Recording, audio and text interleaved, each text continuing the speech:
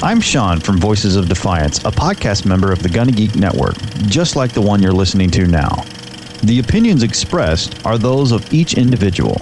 Check out all the other podcasts at GonnaGeekNetwork.com and get ready, because geekiness begins in 3, 2, 1. Welcome to the official GonnaGeek.com podcast, where a bunch of geeks talk about geeky things. Take a bit of sci-fi, add a dash of comics, mix it in with a pinch of gaming, and let bake for 30 to 45 minutes in a heated argument over tech, and you have yourself a show. We want to hear from you, so reach out to us at GonnaGeek.com. Now, let me introduce you to the host for this ride. I'm Steven Jondrew. Thanks. Way to come late to the party on that one there, Mr. Hawking. Joining me, Jean-Sebastian. I'm gonna plug you with just the tip, buddy. Chris Farrell. They sort of look like zombie ninja mutant thingies. John D. He's gonna extract your disties. And regularly featuring Stargate Pioneer. I don't want to hear this anymore. All right, let's geek. Hello and welcome to episode 92 of the GonnaGeek.com podcast. We are here tonight with a bit of a awkward edition, shall we say? Because why is it awkward? Well, it's awkward because JS is here. Woo!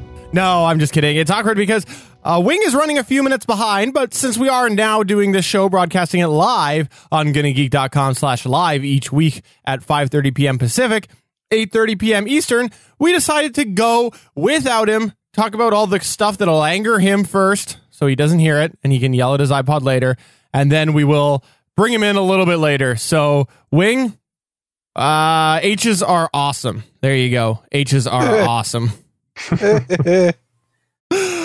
So, how's your week? Wow, how's your boys doing this week, guys? That's kind of personal, Steven. Let me try that again. How's it going this week, boys? Not bad, not bad. And you? Oh, I'm good. I'm good. Happy to be podcasting with you guys again. It is always a fun time. The production value of this show seems to have gone up considerably. That intro is getting pretty good. and we didn't even, do any ramble pre-roll either. So anybody listening to it before doesn't hear all the dick jokes that we did before the show. Are we live today? We're always live. Always live. Nice. Your whole life is nice. Live. Well, yeah, I guess. Technically, yes. if we're not in the Matrix. Fair enough. No, but to answer your question, of course, we are at GonnaGeek.com/live. And if you listener, that's right, the one listener of the podcast, if you are not doing so each week, you should do it, because we got a fun little chat and we would love to hear from you. And you know what? I personally would love it if you would heckle Chris. Yeah, everybody loves me, though. Okay, fine. Then heckle me. That's okay. Oh, Steven sucks. Brr, rabble. Is that okay? Rabble. My lord. Rebel. The Bowie song? Rebel.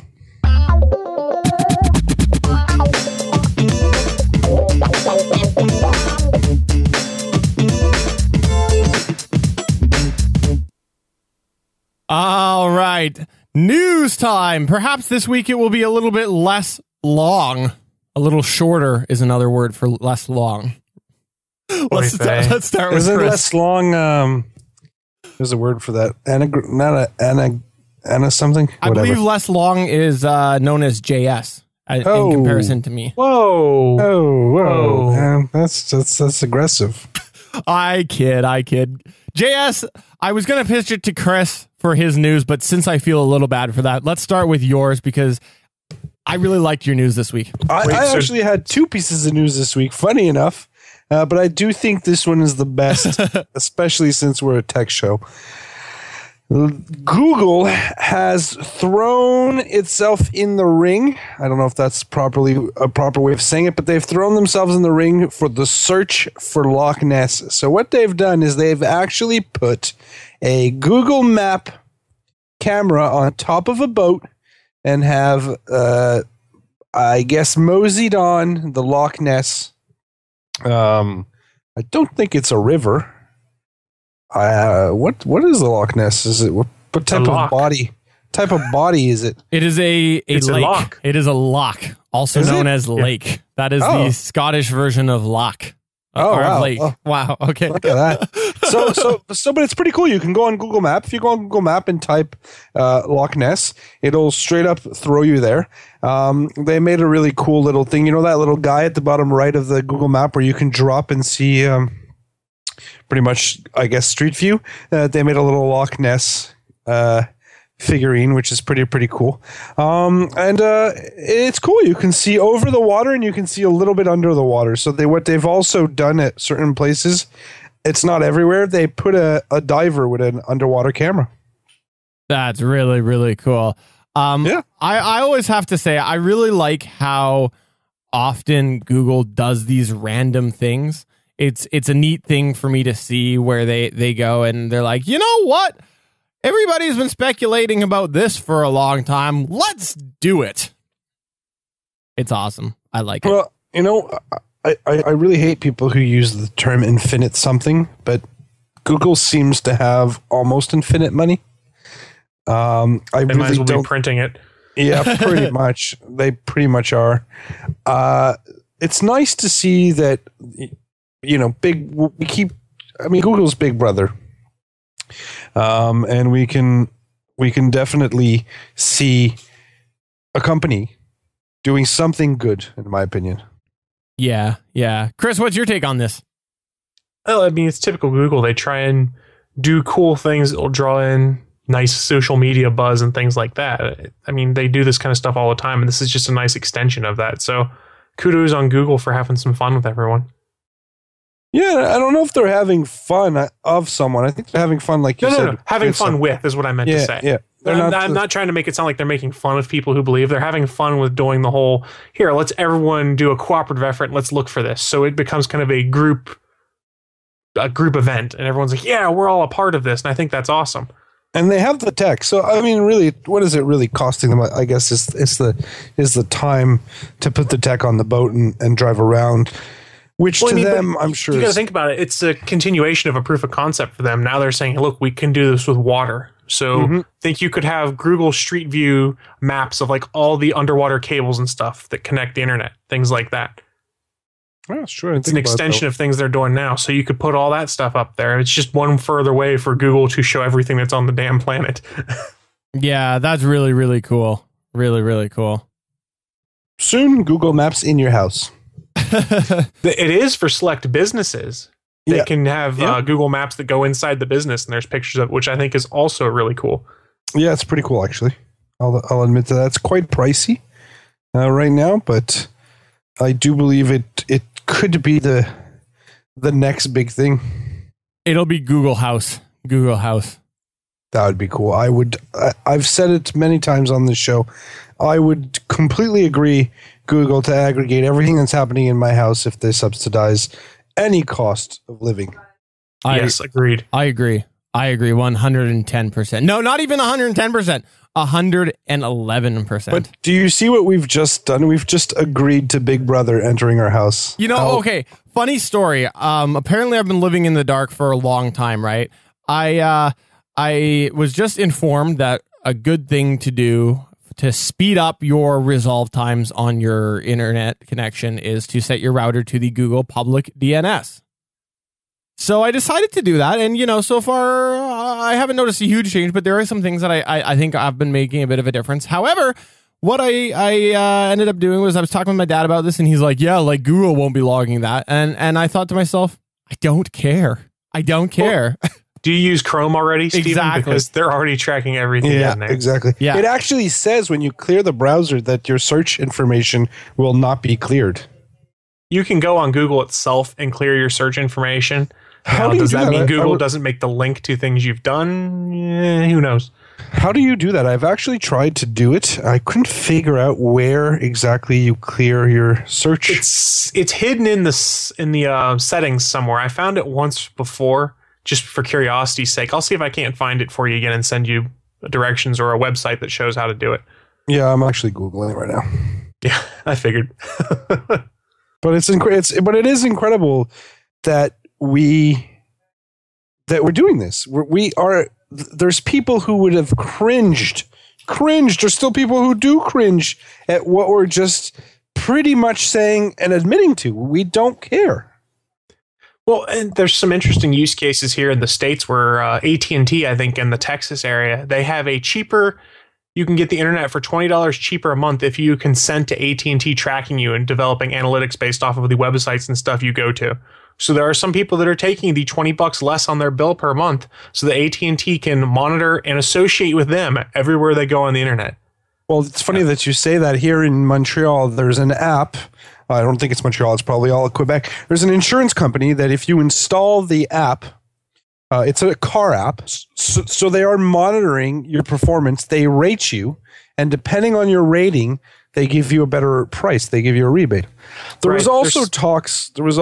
Sorry, let me just finish. I do recall at one point the Canadian government was looking into making it mandatory because they wanted to put black boxes on cars where it would always register your speed and stuff like that, so that if ever you had an accident and you were blatantly, or sorry, I'm probably saying the word wrong, going over the speed limit, that you could actually void your insurance. I could see that. I mean, that's one of the fears of the connected car nowadays, is that everyone's going to know when you speed. And speaking from a personal standpoint, the interstate constantly goes faster than the speed limit. So if you're keeping up with the flow of traffic, you'd be speeding. And the fact that you could take a little bit of data out of my car and know that's a little freaky. Yeah. But I think we should go to the other Google news because, there's umpteen million Google things going on right now. And this is, of course, GonnaGoogle. Google Palooza, man. Or Google Palooza. Did you guys hear that the Mobilegeddon is here now? Do you know what Mobilegeddon is, Chris? I do, because I sent you the link. Oh, how dare you? How dare you throw me under the bus like that? No, Mobilegeddon is that Google has now started to prioritize search listings prioritize search results on the mobile platforms depending on how mobile friendly the website is. So let's say, for example, you search for Geek Podcast. You are going to now see different results on your desktop than you will on your mobile. On your mobile, it is going to give you, it's going to shift the weighting a little bit. And so higher up on the sites will be, or sites with better mobile capacity or more mobile friendly, that's what I'm trying to say, will be higher up in the results. Yeah, they made this tweak on Tuesday, I guess. And after they did that, and well before this, I think, there's a website you can actually find on Google's mobile friendly site that allows you to test your website to see how mobile friendly it is. And then Google will give you pointers of how to make your website more mobile friendly, things like that. So for instance, I put my podcast website in on this thing and it came back. And since I have a mobile site enabled for that website, came back, said this is mobile friendly, gave a preview of what it looked like and gave me all the green check boxes. Like, you're good to go with this new change. And I was like, fantastic. Problem solved. Yeah, I think it'll be interesting to see what happens. I know for me personally, I have a little bit of a fire lit under my you-know-what now to perhaps make the GonnaGeek site a little more mobile-friendly. However, I guess it only matters if you are higher up on the regular Google listings anyways, right?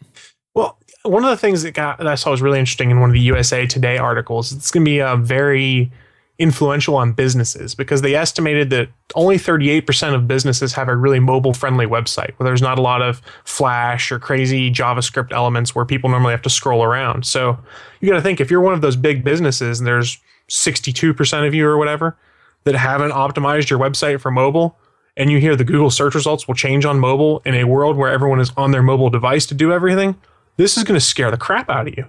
Yeah, that's what I was about to say. This number is really low. Wing is now here, so welcome to the podcast, Wing.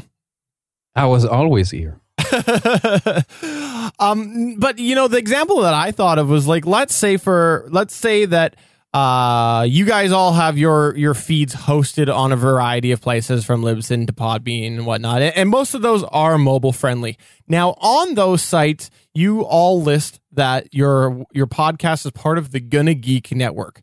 The GonnaGeek.com website is not mobile friendly. So if we start to see a shift so drastic that someone searches for GonnaGeek and finds your guys' Libsyn and Podbean sites before before they find the GonnaGeek. That sort of thing, I think, will make Google undo this, because that's going to become a real big problem really quick for people. This is typical Google. They change something, and because they are so powerful, everyone ends up conforming to it. It's the way it goes. This happens every 6-7 months. It freaks SEO people the hell out. Everybody sees huge changes in their traffic. This happens all the time. This is actually one of the real first times in a while, though. Well, the real first time that I can remember, where they're actually there's a huge financial cost to this. Mm-hmm. If you're a small business, you can't afford to redesign a website. Yeah. This is going to hurt a lot of people. On the other hand, it kind of helps economy because you're injecting new money. Yeah, of course. Well, these infrastructure. Let me pose a question to you guys here, though: are they really wrong by saying that sites that are mobile friendly should be prioritized for mobile devices? No, they're not wrong, because if we take other use cases, let's take my mother as an example. She actually changed from a laptop to a tablet with a small keyboard. And she has no interest whatsoever to go back to a real computer or laptop computer or anything. When she actually need to update her tablet through a real computer, she comes here and she doesn't want. So if there's more and more people doing that, well, why should Google keep giving them choices on top that are not formatted for the choice they made of device? I'll tell you why Google's wrong on this. Because let's say, for example, I search for pizza location. And it knows my location because it's Google, right? If it doesn't tell me that there is the pizza store like half a kilometer away from me because their website's not mobile friendly, instead it sends me to the one 5 away, that is a problem. But that's not how Google works currently, though. If you do that, it pops up in Google Maps for you, everything close by. It's not pulling those websites. It's pulling store locations around you. Yeah, it's going to pull Google Maps. It's going to pull Yelp or all these other sites that are mobile friendly, that your little small store is probably registered on that. And don't forget the algorithm, be it as it may. Let's say you run a bookstore. Your page ain't going to come up before Indigo or Chapters. Right. Be it that it's optimized for mobile and Indigo. It's still the amount of hits. It's still the relevance. It's just there's a new relevance in the search now, and that relevance is mobile. That's all it is. Yeah, and he's right. If you type Legends Podcast in Google, you're going to get the League of Legends podcast before Legends. Because, well, let's face it, League of Legends podcast probably has way more download than we do. Well, that's exactly what it is. It has higher hits. Exactly. Well, let me pose a use case for you guys right now, because this has happened to me. Is I'm on my cell phone and I'm waiting for a movie to start or something like that, and I look something up, and I go to that website, and it is in a Flash website that doesn't load on my phone. It annoys me. And I'm going, well, F me. I'm not going to use Google to search for this in the future. I'll use something else. Part of what Google's kind of afraid of here is people going, Google's not giving me what I want. It's giving me sites I can't read on my Google phone. I'm going to try some other search engine. And a lot of their revenue comes from ads in search. It sort of makes sense for them to be like, we need to emphasize mobile for mobile devices. It just makes sense for me. As a user, if I'm on my mobile, I want sites that work on my mobile. I don't want a site that crashes and that makes me use data for a site that I can't even have access to normally. So give me the choice that are going to work first. You know what irritates me, though, about this whole mobile conundrum? GonnaGeek is not mobile friendly? Yes, no, that doesn't irritate me at all.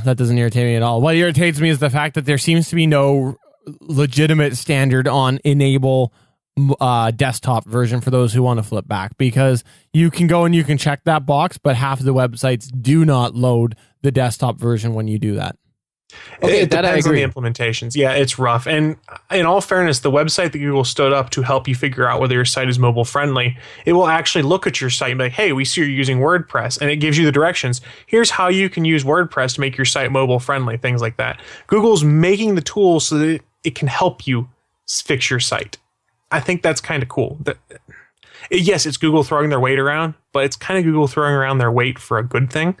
Right. Yeah, but sometimes throwing your weight around is kind of a good thing because it helps people move on. You need to not push it too much down the people's throat. I'm looking at you, Xbox One launch day. But if you're doing it like phases by phases, it helps everybody get on with the new technology and progress. So, as you said, and I know this is not going to be the popular opinion because we probably all use Google, but if you don't like it, there is other option. You can go Bing if you want. Oh, that wasn't a joke. Sorry. Yeah, that was kind of sarcasm. But my point is that there's still other search engine if this really, really bugs you. So if you want to get with the big one, well, get with the program at some point. Same thing. Why? If I take my example, people bought more PlayStation out of the bat. But if we look right now at how the console works, it's pretty much the same at this point. They evened out when everybody adapted. So. Right. So if you want some examples, here's what Google termed sites that were not friendly to mobile. It's when the text is too small, a site takes too long to load, or it's graphics heavy, it's hard to navigate. Those things will get less exposure on the mobile search side of things. And what I thought was really interesting is USA Today used Google's developer tool to then show sites whether they're mobile friendly or not, and they ran some big names. So here are some big names they ran that are not mobile friendly that will have their mobile results docked. The California Pizza Kitchen, M&M's, C's Candy, things like that. So there are some big companies out there that need to get their mobile S together. M&M has no reason to not change their website. Come on, M&M. They should have it set up to be mobile friendly because I'm sure they have little games and things on there that people will want to do before a movie because they advertise a ton in the movie theaters and things like that. It's just, I understand why people have heartburn over it because this just went out on Tuesday and this is the first I heard of it was when I read a news article today. Wait. So are you saying that people are bit because something is changing? No, people don't. It's not that part. Anything. No, it's not. It's not valid to because it's changing. It's valid if they didn't know it was coming and Google changed it. None of the changes are ever announced. Often when they change their algorithm, they don't tell people. And people who make a living off of this freak the hell out. They see these huge changes in traffic and all of their clients call them freaking out. This happens all the time at Google. Google doesn't, I don't think they can give a heads up. Because they're scared that people are going to find some type of abuse or something. I don't know, though. I guess maybe for SEO purposes, you're right on that. But they sure gave a heads up for a certain change with YouTube, didn't they, Chris? Right. I wanted to bring this up because we're talking about YouTube/Google putting changes upon people. If you were paying attention about a year ago, Google announced their intentions to retire their current YouTube data API, which is what a lot of the apps use to access YouTube. The big takeaway here is some of your older devices like smart TVs that are manufactured before 2013, smart Blu-ray devices manufactured before 2013, iOS devices that are iOS 6 or lower, as of May of this year, will no longer be able to access YouTube via their apps because YouTube will be disabling that API and moving on to a new one. And there are a lot of people that are getting cranky about that also. Now, bear in mind, Google announced this a year ago. I think it kind of, I hate to say it, but it kind of encourages some manufacturers who are considering doing the YouTube on TVs and whatnot, is to just make it natively support Chromecast. Like that's what, I've had a couple different TVs where I've had that experience where it just shows up as a Chromecastable device. I don't know exactly what the term is, but then just in the YouTube app, I just go and I just select the TV. So that kind of gets rid of that whole dependency on an actual YouTube API sort of thing. I think if it just works the same as Chromecast, the only way that would hurt you would be if Chromecast technology fails miserably. The issue you kind of get into here is it preferable to have a smart or a dumb TV? From my standpoint, I'd rather have a dumb TV and I hook a Roku into it, and every 4 or 5 years, maybe I buy a new Roku because they're not outdated anymore, versus having the hardware of the TV be outdated. Right. But the kicker is say you're on an old iPod that is at like iOS 5.5. You can still get to YouTube. You just have to use your web browser. The app will no longer work because of the changes in the API. The people that are having the real heartburn are the people that might have made use of the apps on their smart TVs and things like that.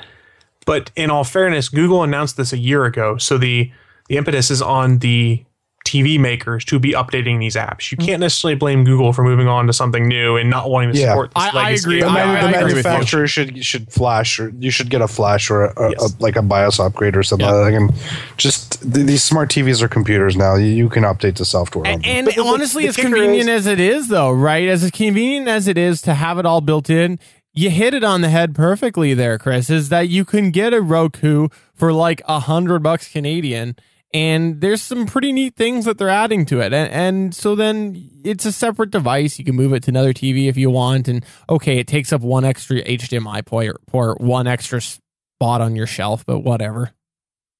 Yeah, I mean, the big takeaway here is it's the TV manufacturers that don't want to put the time and money into updating these things because there's no return on investment if they update the app on their smart TV that's been out for 4 years. This doesn't make them any money, so they're not going to do it. That's exactly what it is. You have to homebrew it. It has to be a homebrew thing. In all honesty, I would love to know some kind of numbers for people that are using native apps on their TVs for viewing things versus going through like a Chromecast or a Roku or an Apple TV, devices like that. I'm really curious what that would be like. I will tell you, you know about my technology issues that I had. If not, listen a few episodes back.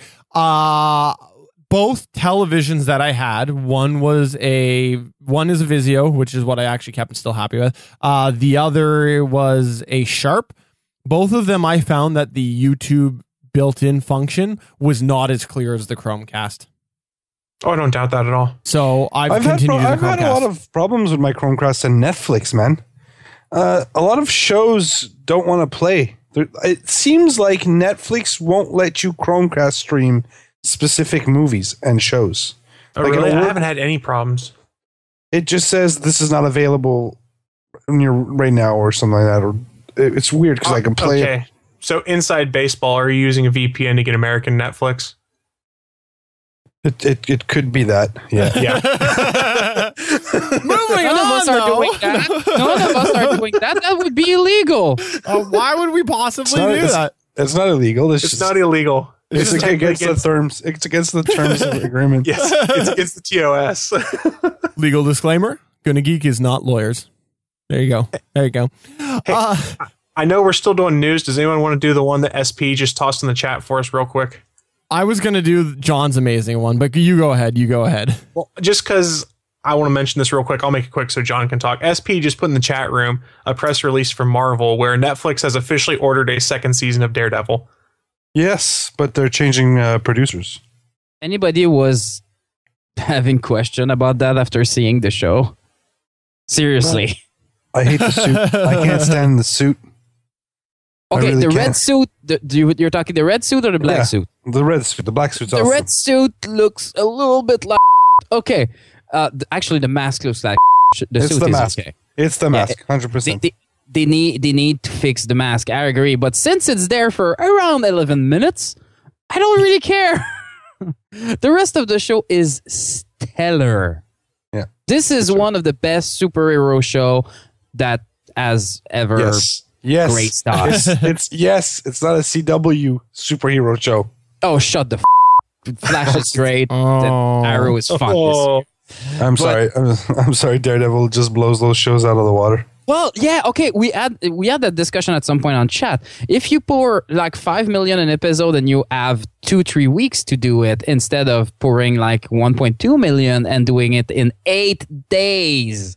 Yeah. It's not the same beast. I agree, and I'm sure as this starts to go through in 10 seconds to SP in the chat, he's going to go and he's going to agree with us on this because it's absolutely two different beasts. You can't compare somebody who has the chance to film an entire season up front to somebody who has to do it on an 8-day cycle. Plus, not only that. You're right, but normally a script is written, half of the show's written most of the time before the show even starts shooting.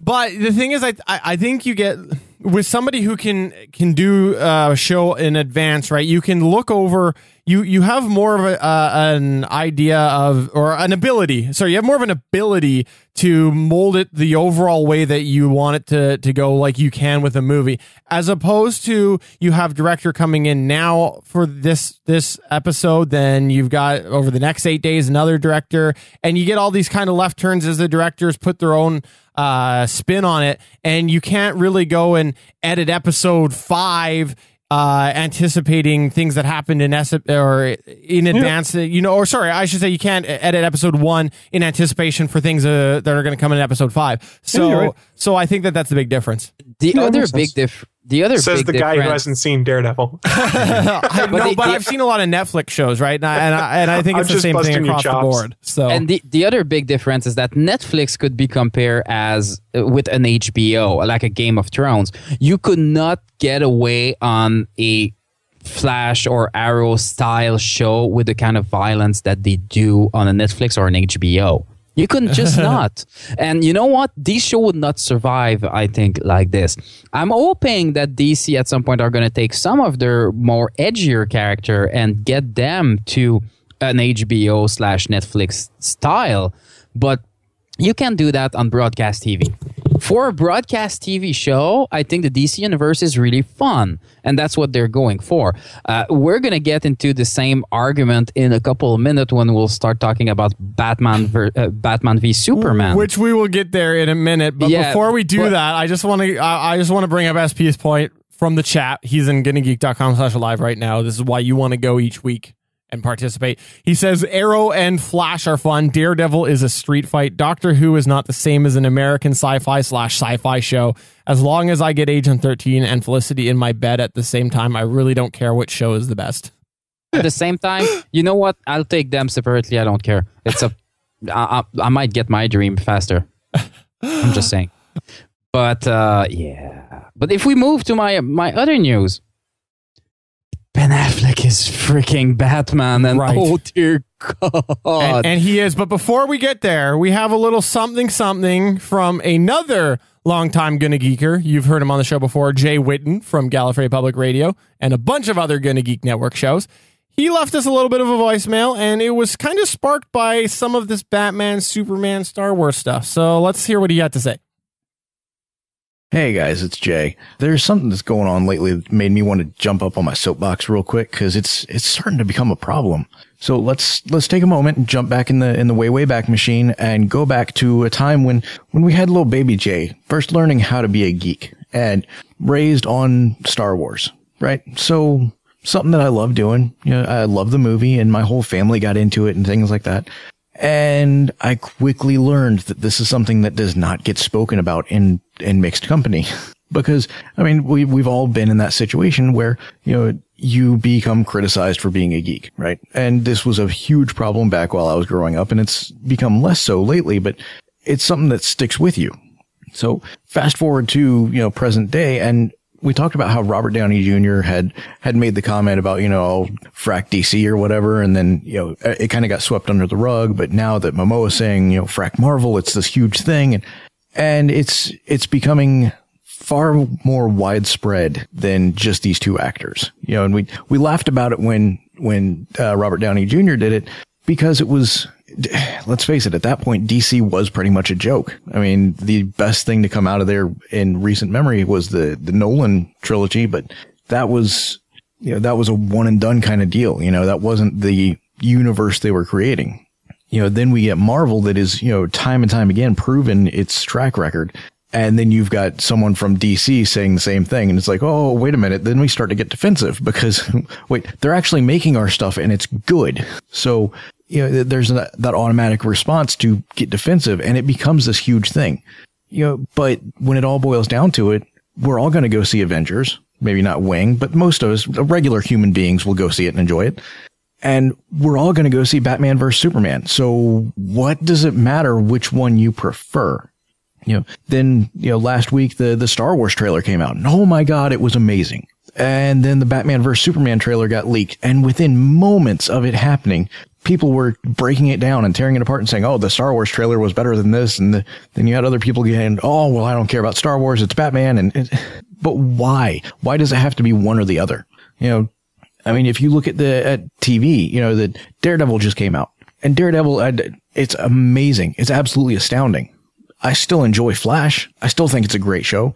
I don't call Crimson Comet and laugh at them and tell them, why doesn't DC just give up because they're never going to match Marvel? I enjoy both shows. Yes, they're vastly different. Yes, Daredevil is technically the far better production value and everything, but it is such a great pairing. I mean, I love both of those shows. So why, if I prefer one, do I have to desire that the other one fails? We don't. We can have our cake and eat it too. I'm looking forward to Avengers. I think that that's probably going to be my preference. I think I'm going to enjoy that one more. But I mean, come on, it's Batman versus Superman.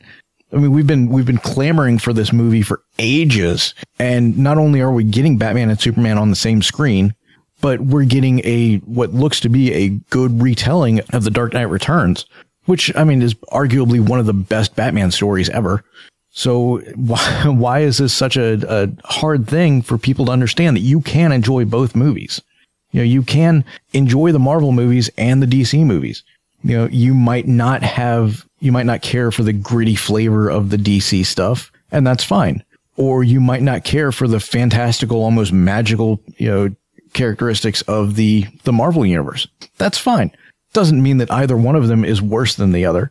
I'm really getting tired of fandoms, declaring that theirs is the best and everything else must suffer there. We're all geeks. We've all been through the thing of someone criticizing what we're into. Why can't we enjoy the fact that this is our time? Everything is coming up roses for geeks lately, and I don't know why we have to criticize ourselves because nobody else is doing it. So that's my thoughts. I'll go ahead and get off my soapbox, but just remember that, there's plenty going on that everybody can enjoy, and just because you're not into it doesn't mean that it has to suck. This is a golden age. Enjoy it. It's the golden age of comic book movies. Yes, it is. And if I can get on the same soapbox that Jay was, I agree. There was a great meme today on Facebook that I retweeted like in a matter of seconds when I saw, and you have like Batman looking at Cap, say, "Hey Cap, good luck for Age of Ultron, looks great," and Cap looks at Batman, "Thank you Batman, can't wait for your movie." And then you have Daredevil being like, "Flash, I hear your thing is really good show," and you have Flash say, "Hey, nice suit Daredevil, your show's epic, man."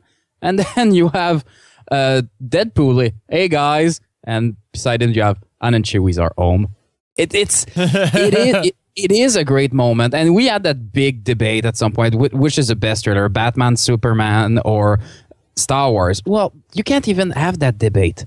Batman, Superman is something totally new. Yes, there's some nostalgia because it's Batman, but it's going to be totally different. The Star Wars things all got us for one particular reason: nostalgia.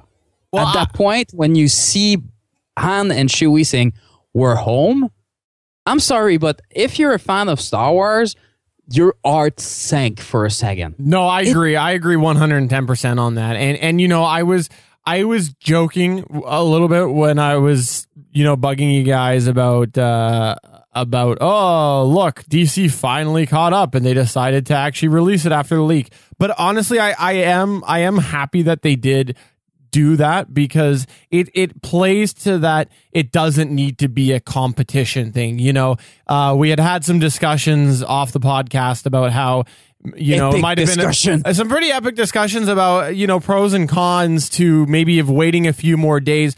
But at the end of it, by them saying, okay, the leak is out there, let's put out the good product, that helps appease the fans and gets, the people, the geeks who want to geek out and be like, I want to see this trailer, not by some cell phone camera, get to see that. And I was really happy to see DC do that. I was too, because, I got to enjoy the trailer. I personally, as my geekdom, and I'm not against other geekdom. I know I've been trashing Avengers before it comes out, but at this point, it's kind of a game. I have my ticket for first weekend release. I mean, let's be honest, and I might have the chance to see it before all of you guys because I know people. So, which is kind of ironic. I'm just saying. Oh yeah, I know people. I'm in the know. Yeah, but anyway, I'm kind of excited for Age of Ultron. I mean, the trailers have been really good, and they seem to have fixed what I didn't like with the first one. But yes, my personal geekdom, everybody knows that at this point, is Batman. I've always been a super Batman geek and everything. When I saw that trailer, my jaw dropped. I know a lot of people were like, oh, it doesn't seem as funny as Marvel. You know what? What you're missing is that, I don't want McDonald's every day. Sometimes I like to go to In-N-Out Burger. They have a great burger as well, and it's different. You don't have an In-N-Out Burger there, you liar. No, but I love going to the US. I just went for my other favorite fast food burger. But the point is that overall they're two fast food movies. Let's face it, this is not going to be as good as the Nolan trilogy, because the Nolan trilogy was a epic burger that you rarely have. We're lucky we got them. Now we're in another era, and what DC has gave to me for that trailer show me that, first of all, they're going in a different way than Marvel. They are, and that is good. The second thing is that they're going in a different way with Batman. This Batman looks dark, gritty. It looks Dark Knight Return like.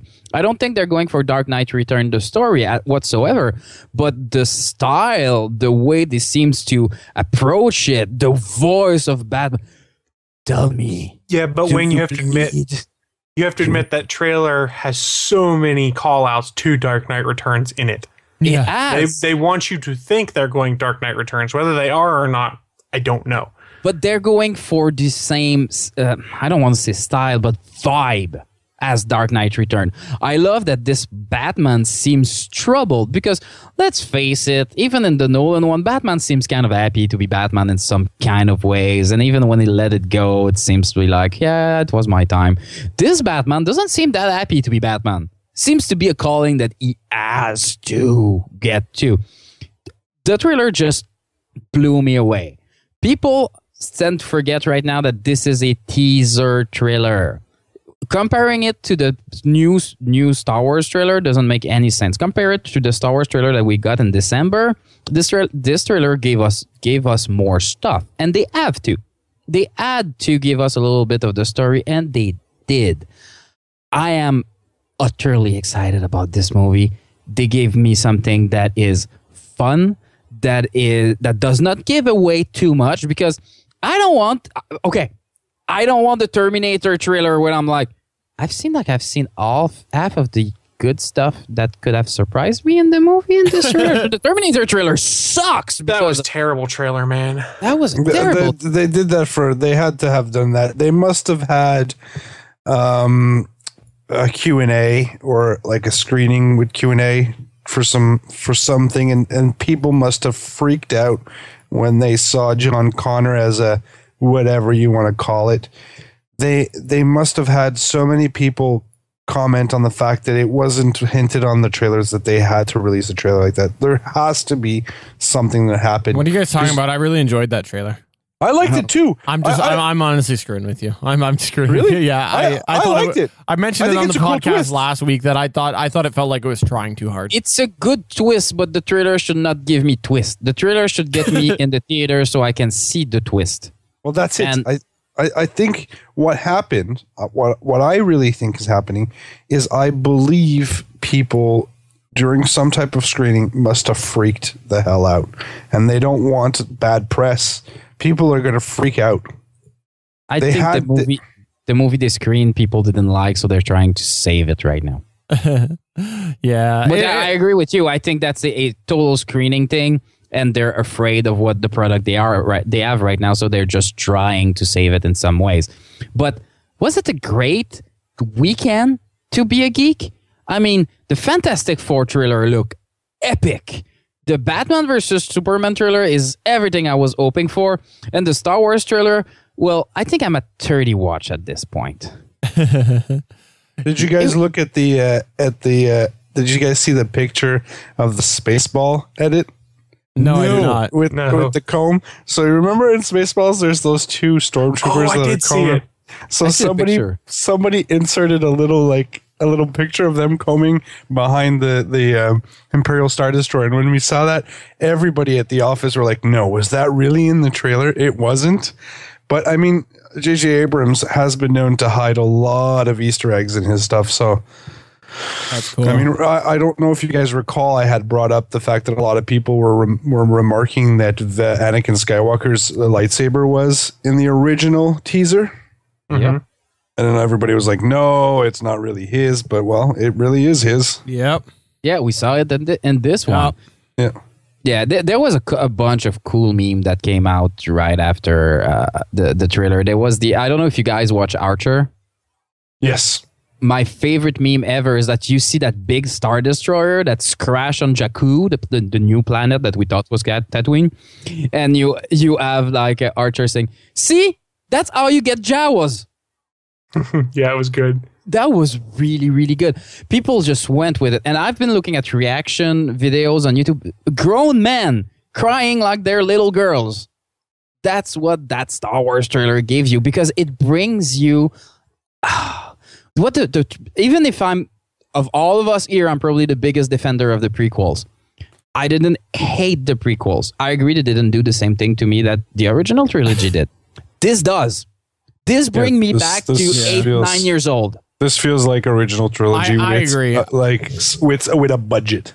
Well, Yeah, and exactly. I think it will be really interesting to see how that executes, or how they execute on that, because I've said it on this before. I do think that Disney buying this franchise, they have a big motivation and money pool to make sure that they do evoke that original feel that we all got mad about that wasn't in the prequels, right? So they're probably going to go that route, and they're going to whip things together or put things together in a manner that will make sure that we get that same feeling. And I think that this is evident of that. Let's be quite honest. Disney is going to make a killing in money in the next 3 years. Oh, yeah. They are going to... somebody had... I think it was SP who posted that I think at this current time, Stan Lee is the producer who has or is going to surpass Steven Spielberg with the most grossing movies. Yes, as an executive producer, yes. But yeah, they're going to make so much cash out of this. And you know, I'm going to up Stephen one more on his point. This is the first Star Wars movie that is made by fans. Not by the creator that doesn't give about his creation. That was the problem with Lucas at that point, was like, this is my thing. I'm going to do whatever I want with it. And you know what? I can see his point. If you want to run it to the ground, it's his creation. Now that he's sold it out, the studio went, okay, let's find the biggest Star Wars geeks that are good at what they do, and let's make Star Wars movies. There was a leak, quote-unquote teaser trailer, because they haven't even started production on the spin-off movie, which they call Anthology now. And you see what Rogue One is going to be, and you just see like a forest, and like at the end of the forest, when the voiceover of Obi-Wan Kenobi talking about the dark time, you see the Death Star in the sky being built. I had chills. And what they're saying about the Rogue One movie is like, this is not a Star Wars movie. This is a war movie that's happening in the Star Wars universe. Which could be really cool. Yes, give me something that has another feel. I don't want to see Jedi. I don't want a family story. I want a war movie, dark, You know what I want? that happens in there. I want dark matter. That's what I want. Well, because you're a Star Trek fan, but we're not there yet. I'm just screwing with you. We're not there yet. But my point is that I think they're doing the right thing with Star Wars. And if we go to the rest of the trailer wars, because I call this weekend trailer wars, it's good, let's be honest. That's what I like of the Batman Superman trailer as well. You see that and you're like, I never thought we would go there in my lifetime. I really never. I mean, in my lifetime, I was excited at some point about Batman and Robin. Yeah. Now I have that All King Ben Affleck, because Ben Affleck is freaking Batman for real now. You saw him on the screen, and he's mad, and I'm happy about this. I want to cry right now. I'm so happy. I wanted to cry at the end of Star Wars because I was so happy. Oh, and the fact in the Star Wars trailer that they fade to black, and you have Chewie. Han Solo talks before he appears on screen. And you have that shot reminiscent of those two in the Falcon in the old days. Yeah. So, this was just magic. I wish I could take credit for it, but there was a point that someone brought up. I was on Twitter, and I can't remember who it was. That this is the first time they've seen Harrison Ford smile in a movie trailer in years. That's true. That's the first time he smiled in years. Period.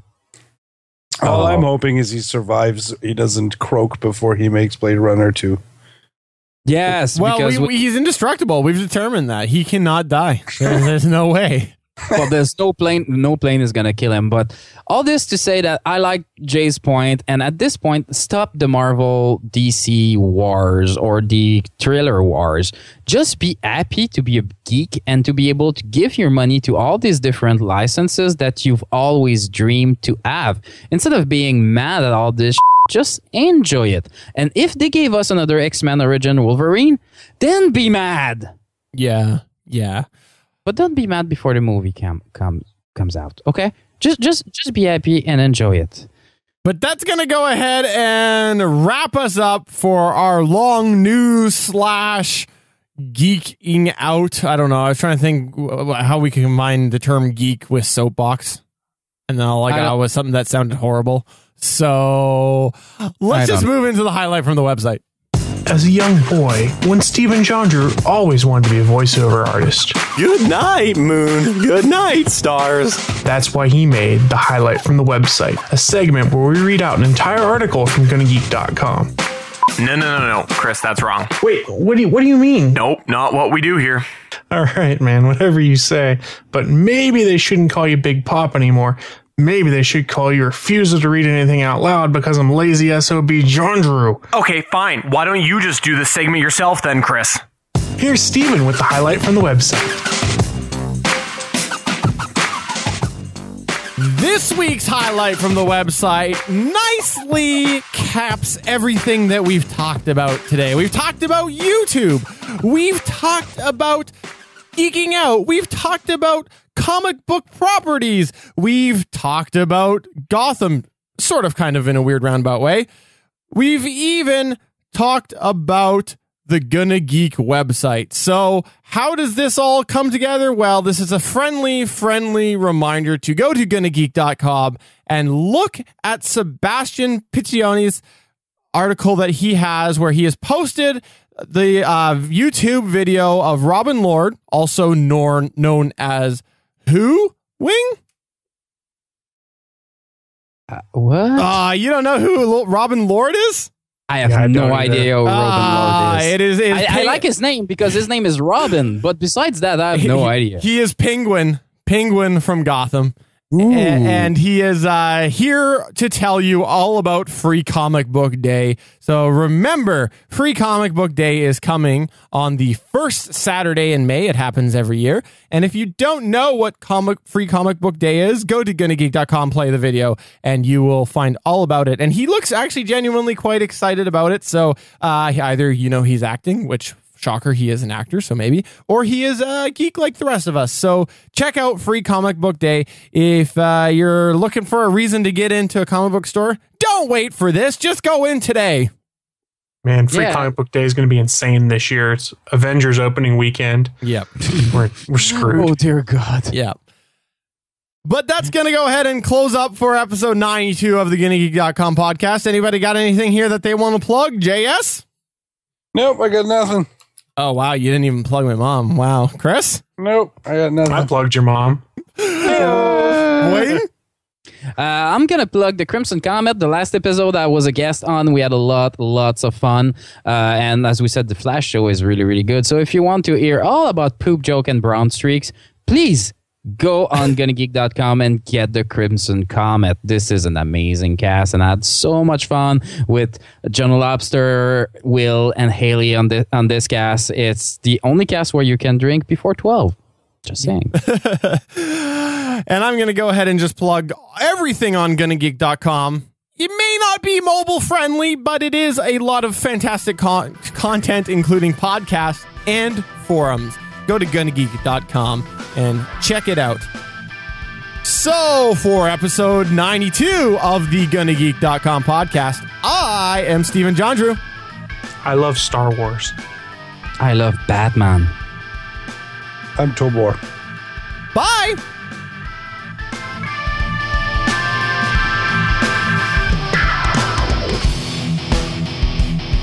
You've been listening to the official GonnaGeek.com podcast. Got questions, comments, or suggestions for a future show? Email podcast@GonnaGeek.com. Like us at Facebook.com/GonnaGeek or tweet us at GonnaGeek. Make sure you check out all the other amazing geeky podcasts, part of the GonnaGeek Network at GonnaGeekNetwork.com. If you like the show, please write us a 5-star review in iTunes. Most of the music heard is by Kevin MacLeod of Incompetech.com. Thanks for listening, and we will see you next week.